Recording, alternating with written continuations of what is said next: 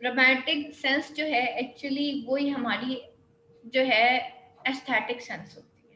ठीक है, आप एक इमेजिनरी वर्ल्ड के अंदर जाके जो सॉलेस फाइंड आउट करते हो, that is basically the romanticism. For example, अगर हम जॉन कीट्स की बात करते हैं तो जॉन कीट्स जो है अपनी दुनिया को छोड़ के वो किसी और दुनिया में चला जाता है। आपके जो सिलेबस में जो मेन जो पोइम्स हैं, that is ode to Grecian urn, on to nightingale है और टू ऑटम, ये तीन ऑर्ड्स हैं। और उसके साथ आप लोगों ने हाइपीरियन का टेक्स्ट करना है और वो सिर्फ फर्स्ट 100 लाइंस करनी है, सारा नहीं करना। तो दैट इज द थिंग जो कि ये आपका सिलेबस है जॉन कीट्स का टोटल। अच्छा, जब हम ये देखते हैं कि जॉन कीट्स के अगर हम बारे में बात करते हैं तो जॉन कीट्स को पोएट ऑफ ब्यूटी भी कहा जाता है कि ये पोएट ऑफ ब्यूटी है। सही। तो पोएट ऑफ ब्यूटी मीन्स के एक क्रिटिक ने कहा था कि जॉन कीट्स हर उस चीज में खूबसूरती ढूंढ लेता है जिसके अंदर उसको, यानी कि हर बुरी चीज के अंदर भी वो खूबसूरती ढूंढ लेता है। तो इट इज द आई और द परसेप्शंस और the views of John Keats that make the ugly things beautiful. वो अगली थिंग्स को भी ब्यूटीफुल बना के हमारे सामने रख देता है। ठीक। तो ये सारी चीजें हम जॉन कीट्स के अंदर देखेंगे। दूसरी चीज के जॉन कीट्स के अंदर एक बहुत बड़ी क्वालिटी थी जो मुझे बड़ी अच्छी लगती है जॉन कीट्स की, कि he is actually living in a world of fever and fits। ठीक है, वो एक ऐसी दुनिया के अंदर रहता था जो कि बहुत ज्यादा सैड थी। ठीक है, जो कि फुल ऑफ पेन्स थी, एक पैसिमिस्टिक वर्ल्ड थी जिसके अंदर वो रहता था। लेकिन टू फाइंड द सॉलेस, उस दुनिया के अंदर जीना कैसे है, उस बुरी दुनिया के अंदर आप खूबसूरती को कैसे ढूंढते हो, दैट इज द ब्यूटी जो कि मैंने जॉन कीट्स के अंदर देखी। अगर हम विलियम वर्ड्सवर्थ की बात करते हैं तो उसको पोएट ऑफ नेचर कहा जाता है, लेकिन अगर हम जॉन कीट्स की बात करें ना तो उसको पोएट ऑफ ब्यूटी कहा जाता है। पोएट ऑफ ब्यूटी मीन के हर चीज जो बुरी है वो उसके अंदर अच्छाई ढूंढ लेता था। और ये क्वालिटी हम सारों के अंदर होनी चाहिए। हुँ? हमारे अंदर ये क्वालिटी होनी चाहिए कि बुरे से बुरे इंसान में भी हम अच्छाई ढूंढ लें। लेकिन हमारा जरा वो जो मक्खी मरी हुई होती है ना खिड़की के ऊपर, उस पर नजर ज्यादा होती है, बजाय इसके कि हम खिड़की के बाहर जो इतना खूबसूरत मौसम होता है उसको नहीं देखते। लेकिन जॉन कीट्स के अंदर ये ब्यूटी थी कि जॉन कीट्स एक दफा, एक्चुअली इसका ताल्लुक एक मेडिकल शोबे से था। ठीक है, और इसकी बड़ी मुश्किल लाइफ गुजरी। तो एक दफा क्या कि ये जब एक्सपेरिमेंटेशन कर रहा था या मेडिसिन कुछ बना रहा था, तो वहां पे ना कुछ सन रेज जो हैं वो जब एंटर हुई खिड़की से तो वो इसके कहीं हाथ पे पड़ी, क्योंकि ये खिड़की के पास खड़ा बैठा काम कर रहा था। तो जब इसने वो सनराइज देखी थी, he just wrote in his book के मुझे ऐसे लगा सूरज की जो रेज हैं वो डांस कर रही हैं। यानी कि वो सूरज की वो जो गोल्डन रेज होती हैं उसमें भी उसने खूबसूरती तलाश कर ली, और उसको वो सूरज की जो रेज थी वो डांसिंग रेज फील हो रही थी। तो that is his view point, that is his perception, जो हर चीज को, हर बुरी चीज को या खूबसूरत चीज को भी मजीद खूबसूरत बना देती है। ये था जनाब जॉन कीज। ठीक है, फिर एस्केपिस्ट उसको क्यों कहा गया कि वो अपनी दुनिया की बात नहीं करता था, वो एक अपनी दुनिया से एस्केप करके एक और दुनिया में चला जाता था।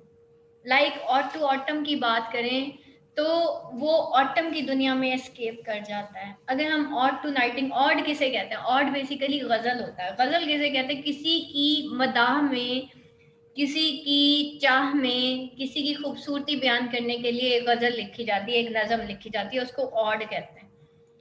तो ऑड टू ऑटम यानी कि वो ऑटम की दुनिया में खो के और ऑटम को बहुत खूबसूरत से पर्सोनिफाई करता है। इसी तरीके से जब हम ऑड टू नाइटिंगेल की बात करते हैं तो उसको सिर्फ एक कून सुनाई देती है, नाइटिंगेल की, कोयल की कूक सुनाई देती है, और वो जो है एकदम से उसकी दुनिया में खो जाता है और उस दुनिया में खो के वो एक पोएम लिखता है। दैट्स वाई कीट्स को कहा गया कि ये एक एस्केपिस्ट है। नंबर 3 चीज आ जाती है। अब हमने रोमांटिसिज्म को देख लिया, हमने कीट्स एज अ ब्यूटी को देख लिया, फिर उसके बाद कीट्स एज एन एस्केपिस्ट देख लिया। अब फाइनल इसकी जो है ना एक टर्म आती है Keats negative capability. What is negative capability? आप लोगों को मैंने टीएस इलियट पढ़ाया था और मैंने आपको कहा था ये जॉन कीट्स में आपके काम आएगा। टीएस इलियट ने एक थ्योरी बताई थी, इम्पर्सनल थ्योरी। ठीक है, वो कहता है कि आर्टिस्ट जो है उसका टैलेंट उस वक्त मैयर होता है जब वो एक कहानी या एक राइटिंग लिखता है, पीस ऑफ राइटिंग लिखता है जिसमें वो इम्पर्सनल हो जाता है।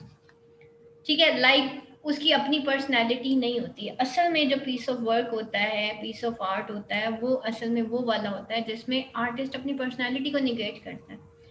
अदरवाइज जैसे हम कहते हैं ना पोइट्री दो टाइप की होती है, एक सब्जेक्टिव होती है जो हाईली बियोग्राफिकल पोइट्री होती है जैसे सिल्विया प्लाथ की थी, एक ऑब्जेक्टिव होती है जिसमें हम बीइंग एन ऑब्जर्वर पोइट्री लिखते हैं, जिसके अंदर जो पोइट होता है वो एक डिटैच ऑब्जर्वर होता है। जैसे लार्किन के बारे में हमने कहा ना, he is a detach observer. लेकिन जॉन कीट्स की जो नेगेटिव कैपेबिलिटी थी वो ये थी कि वो अपनी पर्सनैलिटी को बिल्कुल ही निगेट कर देता था। लाइक अगर वो ऑट टू ऑटम के बारे में बात कर रहे हैं ना, तो he will define the autumn and it's season and its beauty. अपनी पर्सनैलिटी उसके अंदर नहीं है, खुद नहीं है वो उसके अंदर, ऑटम ही ऑटम है उसकी पोएम के अंदर। तो that is his negative capability कि अपने आप को इम्पर्सनल कर देना from the piece of work और ये सारी चीजें। अच्छा, पांचवी चीज जो जॉन कीट्स की पोइट्री में हमें नजर आती है दैट इज कीट्स सेंशुअसनेस। ठीक है, सेंशुअसनेस क्या है कि आप ऐसी पोइट्री लिखें कि आपकी पांचों की पांचों सेंसेस उसको फील करें। Keats sensuousness. ठीक है, तो कीट्स जो है हर तरह की इमेजरी यूज करता है। वो ऑडिटरी इमेजरी यूज करता है, टेक्टाइल इमेजरी यूज करता है, विजुअल इमेजरी यूज करता है, हर तरह की वो इमेजरी यूज करता है। बिकॉज कीट्स की पोइट्री के बारे में कहा जाता है that has a lyrical tone, और वो एक्चुअली उसके अंदर सेंशुअसनेस बहुत थी। तो जॉन कीट्स को पोएट ऑफ ब्यूटी कहा जाता है, जॉन कीट्स को एस्केपिस्ट कहा जाता है, जॉन कीट्स को जो है नेगेटिव कैपेबिलिटी भी उसकी बेसिकली, ये आप एस्केपिस्ट और नेगेटिव कैपेबिलिटी अगर आप इसको, मैं कहूँ कि ये दोनों क्वेश्चंस एक दूसरे के बहन भाई हैं, दोनों टॉपिक्स एक दूसरे के बहन भाई हैं। मीन्स के सिर्फ टर्म चेंज करने से आंसर सेम हो जाएगा। ठीक, तो ये सारी चीजें। और सेंशुअसनेस ऑब्वियसली कि आपने बताना है कि उसकी पोइट्री के अंदर क्या क्या चीजें हैं, किस तरह की वो इमेजरी यूज करता है कि वो सेंशुअस पोइट है। तो ये मेन इसके क्वेश्चन थे और इसमें घबराने की जरूरत नहीं है कि क्या है।